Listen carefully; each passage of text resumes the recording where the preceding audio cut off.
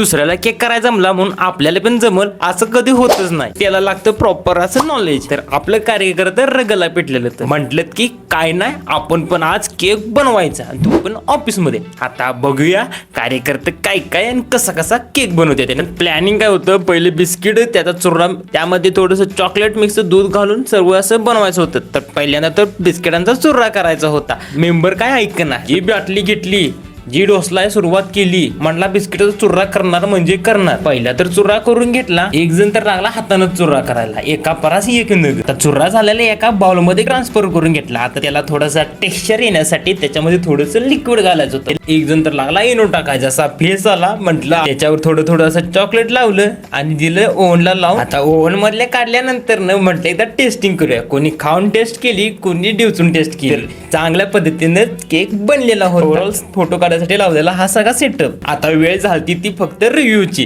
प्रत्येकाची रिएक्शन कशी आहे ती.